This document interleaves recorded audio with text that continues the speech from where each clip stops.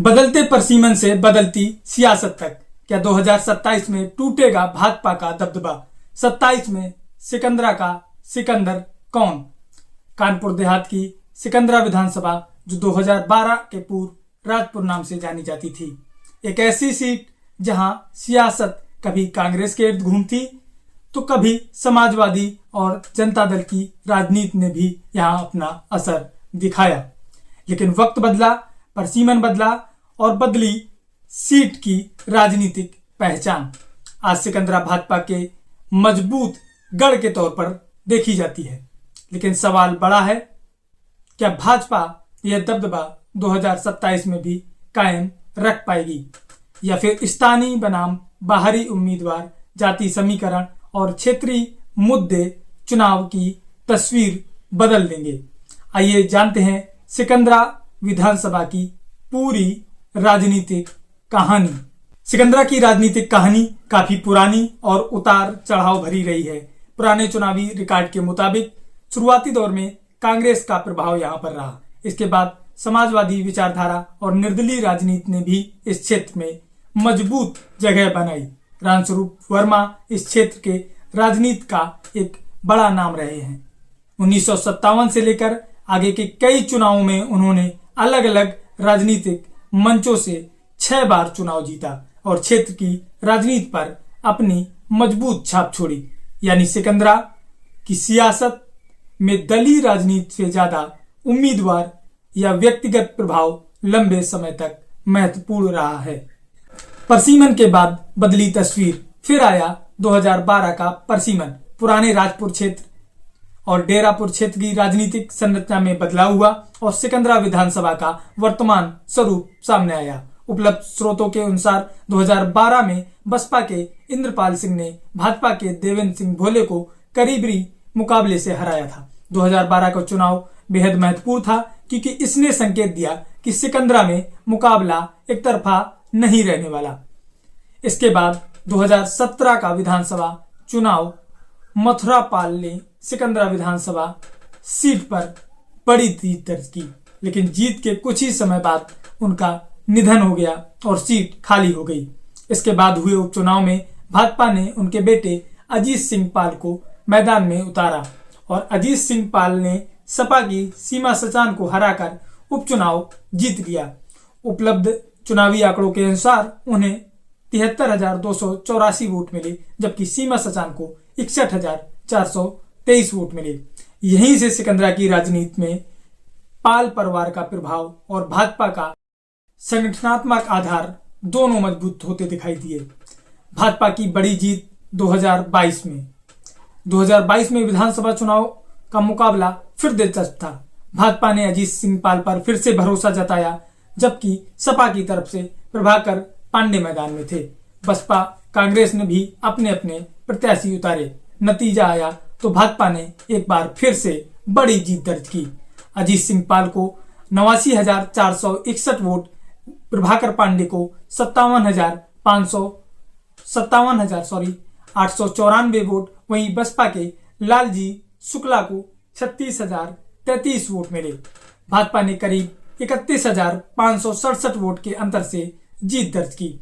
2022 में सिकंदरा में करीब 60% मतदान हुआ। इस नतीजे ने साफ कर दिया उस समय भाजपा का संगठन और उम्मीदवार चुनाव सामाजिक समीकरण विपक्ष पर भारी पड़े। वर्तमान राजनीतिक परिदृश्य की बात करें तो अभी वर्तमान में सिकंदरा विधानसभा से भाजपा के अजीत सिंह पाल मौजूदा विधायक हैं और राज्य में मंत्री भी हैं। उत्तर प्रदेश विधानसभा की आधिकारिक वेबसाइट पर उनकी प्रोफाइल भी सिकंदरा से भाजपा का सदस्य बताती है। लेकिन 2027 की लड़ाई के लिए सिर्फ 2022 के आंकड़े देखना पर्याप्त नहीं होगा, क्योंकि चुनावी राजनीति में 5 साल काफी होते हैं। अब सवाल है, क्या भाजपा पुराने प्रदर्शन को दोहरा पाएगी? 2022 के 31,000 से ज्यादा वोटों के अंतर को क्या विपक्ष कम कर पाएगा? और बड़ा सवाल यह है, क्या इस बार चुनाव में स्थानीय उम्मीदवार बनाम बाहरी उम्मीदवार का मुद्दा प्रभावी होगा?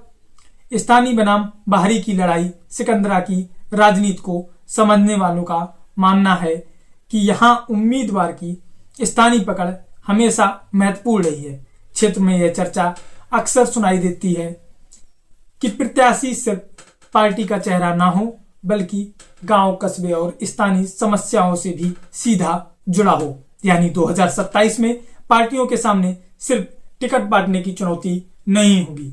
चुनौती एक यह भी होगी कि चेहरा ऐसा हो जिससे संगठन भी स्वीकारे और स्थानीय जनता भी। अब सवाल आता है कि किन मुद्दों पर होगा सिकंदरा विधानसभा में चुनाव।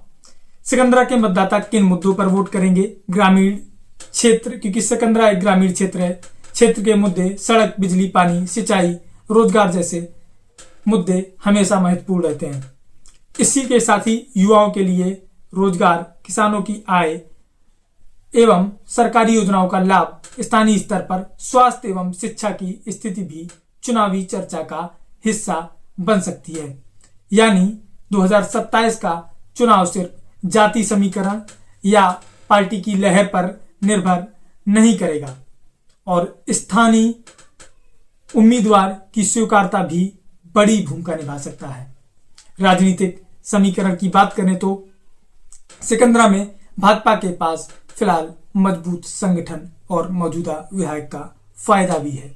2022 में भाजपा को करीब 44.9% वोट मिले थे, जबकि समाजवादी पार्टी को 29% और बसपा को करीब 18% वोट मिले थे।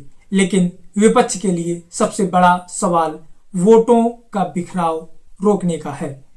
अगर विपक्ष का वोट एकजुट होता है तो मुकाबला बदल सकता है। वहीं भाजपा के सामने चुनौती होगी कि वह अपने पुराने वोट बैंक को बनाए रखने के साथ साथ मतदाताओं और अलग अलग सामाजिक समूहों में भी अपनी पकड़ बरकरार रखे। मौजूदा समय में यहाँ से कई लोग अपनी अपनी दावेदारी अलग अलग पार्टियों से पेश कर रहे हैं। समाजवादी पार्टी से पवन कटियार, प्रभाकर पांडे, मिथिलेश कटियार, संतोष त्रिपाठी, वहीं बहुजन समाज पार्टी से अरुण कटियार और भाजपा से अजीत पाल व कांग्रेस से नरेश कटियार अपनी दावेदारी पेश कर रहे हैं। तो कुल मिलाकर सिकंदरा की कहानी सिर्फ चुनाव जीतने और हारने की नहीं है। यह कहानी पुराने समाजवादी राजनीति की परसीमन के बाद राजनीतिक भूगोल की, 2017 में भाजपा के उबार की और 2022 में भाजपा की बड़ी जीत की। लेकिन अब नजरें 2027 पर हैं। एक तरफ मौजूदा विधायक अजीत सिंह पाल और भाजपा का मजबूत संगठन, तो दूसरी तरफ विपक्ष के सामने चुनौती, क्या नया चेहरा, समीकरण और स्थानीय मुद्दों से सिकंदरा विधानसभा की सियासत बदल सकता है। क्योंकि सिकंदरा में इतिहास गवाह है, यहाँ सियासत कभी एक रंग की नहीं रही और 2027 में सवाल सिर्फ यही नहीं होगा कि कौन जीतेगा, सवाल यह भी होगा कि सिकंदरा की जनता इस बार किस मुद्दे और किस चेहरे पर भरोसा करेगी।